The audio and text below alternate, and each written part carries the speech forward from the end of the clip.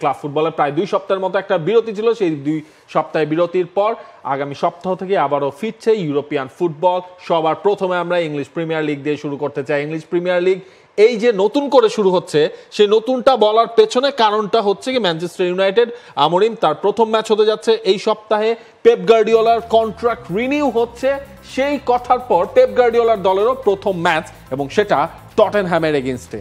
টটনাম Hotspur Manchester city শনিবার রাতে আপনার জন্য সবচেয়ে বড় ম্যাচ। তার আগেই আর্সেনাল খেলবে নটিংহ্যাম ফরেস্টের সঙ্গে। লিভারপুলের ম্যাচ সাউদাম্পটন, লিগ লিডার তারা এবং ইপসউইচের সঙ্গে ম্যানচেস্টার ইউনাইটেডের ম্যাচ। রুবেন আমরিমের প্রথম কাজ ওই ইপসউইচকে হারানো। এই নিয়ে কথা বলার আগে আমার মনে হয় প্রিমিয়ার লিগের পয়েন্ট টেবিলটা একটু মনে করিয়ে দেওয়া দরকার।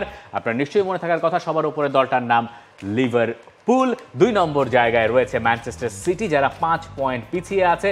3-এ চেলসি, 4-এ আর্সেনাল, 5 নম্বর দলটা নটিংহ্যাম ফরেস্ট। আচ্ছা, কথা বলবো কি নিয়ে? পেপ গার্দিওলাকে নিয়ে।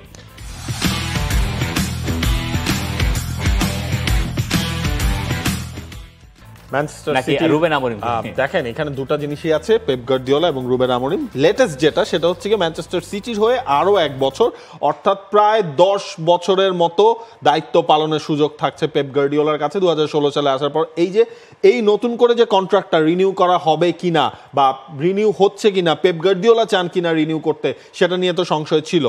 6 মাসও কিন্তু আসলে আলটিমেটলি আর বাকি নাই যদি আপনি হিসেবটা করেন যে রেগুলার ফুটবলে। এর মাঝখানে যে জিনিসটা হয়ে গেছে 1 বছরের কন্ট্রাক্ট রিনিউ প্লাস হচ্ছে আরো 1 বছর এক্সটেনশনের সুযোগ থাকছে পেপ গার্দিওলার কাছে। এটা হয়তো ম্যান সিটির প্লেয়ারদেরকে আরো বেশি আস্থার জায়গাটা জোরালো করবে, এবং ম্যান সিটির যে টাইটেল রেসে তারা এখনো আছে, খুব ভালো মতোই আছে। শেষ দিকে গেলে আমরা জানি যে ওস্তাদের মায়ের শুরু হয়। পেপ গার্দিওলা সেরকম আরো একটা ওস্তাদীয় মায়ের দেওয়ার জন্য হয়তো অপেক্ষায় থাকবেন।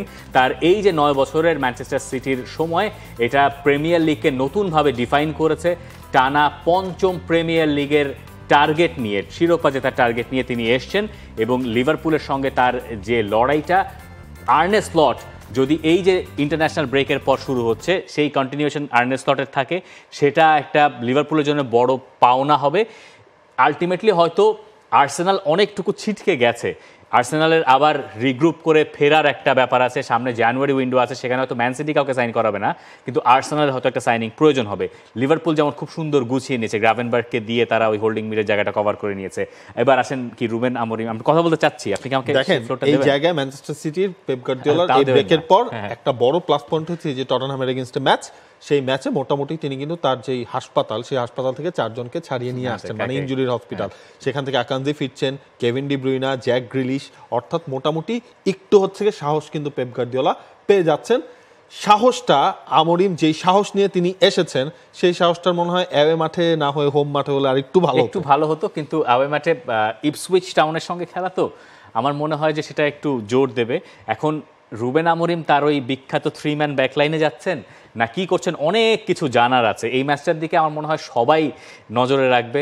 আমার মনে হয় পিটার ড্রুরিকে রাখা হবে বাংলাদেশে, যদিও আমরা সেটা দেখতে পারবো না, কিন্তু রুবেন আমরিমের শুরুর যাত্রাটা কেমন হয় প্রথম ম্যাচে অনেক কিছু বোঝা যাবে। সাধারণত কোচদের এরকম বোঝা যায় না। তিনি কি ওই তার যে ধ্যান ধারণা সেটাতেই থাকছেন, নাকি প্রিমিয়ার লিগ বলে তিনি পর্তুগিজ লিগে যা চালিয়ে গেছেন সেখান থেকে কিছু চেঞ্জ করে তিনি আনবেন? কারণ তিনি যে ফরমেশনে খেলাতে চান সেই প্লেয়ার ইউনাইটেডে আছে কিনা, সেরকম প্লেয়ার তিনি তৈরি করতে পারবেন কিনা, এটার অনেক কিছু হয়তো প্রথম ম্যাচে ইঙ্গিত ছিটে ফোটা আমরা দেখতে পাবো। এবং এই জায়গাটা হচ্ছে ম্যানচেস্টার ইউনাইটেডের জন্য নতুন করেই আসলে শুরু, এটাকে আমরা ধরতে পারি। একটা সিজন আপনি হিসাব করে দেখেন, 3 নম্বর কোচ হচ্ছে গিয়ে এই রুবেন আমরিম, এরিক টেন হ্যাগ গেল, আর সেখানে হচ্ছে নিস্ট্রলয়, তিনি হচ্ছে কোচিং করালেন, এরপর হচ্ছে এই আমরিম। আমার মনে হয় আমরিম যেখানে শেষ করেছেন, দ্যাট মিনস ম্যানচেস্টার সিটির সাথে সেই যে একটা চ্যাম্পিয়ন্স লিগের ম্যাচে একটা কনভিন্সিং উইন দিয়ে তিনি শেষ করেছিলেন, সেটা নতুন করেই শুরুটা হচ্ছে এবার ইংল্যান্ডে তার সেই অপরিচিত প্রতিপক্ষদের চেনা বানানোর মিশনটা। পর্তুগিজ লিগের পরে তার ম্যাচ হয়েছে, কিন্তু মানুষজন ওইটাই মনে রাখবে, ওইটাই তার হোম ম্যাচ, কারণ ওটা তার হোম ম্যাচ ছিল, সবশেষ হোম ম্যাচ।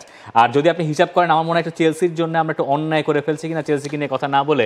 প্রিমিয়ার লিগের পয়েন্ট টেবিলে তারা 3 নম্বরে অবস্থান করছে, আর্সেনালের সমান পয়েন্ট যাদের, তাদের খেলা লেস্টার সিটির সঙ্গে। লেস্টার সিটি স্ট্রাগল করছে, হামজা চৌধুরীর দল, হামজা ফিরে এসেছেন তাই না, ইনজুরি থেকে ফিরে এসেছেন, মনে হয় না আরেকটু সময় লাগবে মানে ম্যাচ ফিট হতে। চেলসির সহজে জিতে যাওয়া উচিত। আর প্রেডিকশন যদি দেন, ম্যান সিটি টটেনহ্যাম কে জিতবে? ম্যান সিটি জিতবে। এই ম্যাচ শুরুর আগে রড্রি তিনি তার ব্যালন ডি'অরটা নিয়ে আসবেন মাঠে। আচ্ছা, কিন্তু রদ্রি তো নাই। ম্যান সিটির ক্ষেত্রে কি হয় সেটা দেখার একটা বিষয়।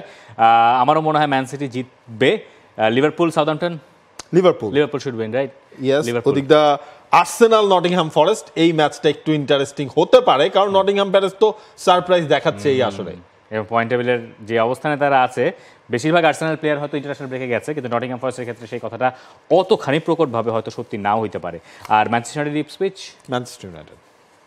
খুব সহজ প্রেডিকশন। আপনারা আমাদেরকে প্রেডিকশন জানাতে পারেন, আমরা পরে হয়তো মিলে দেখবো। যদিও আপনারা বলবেন যে আমাদের প্রেডিকশন মেলে না মিললে কিছু করার নাই ভাই।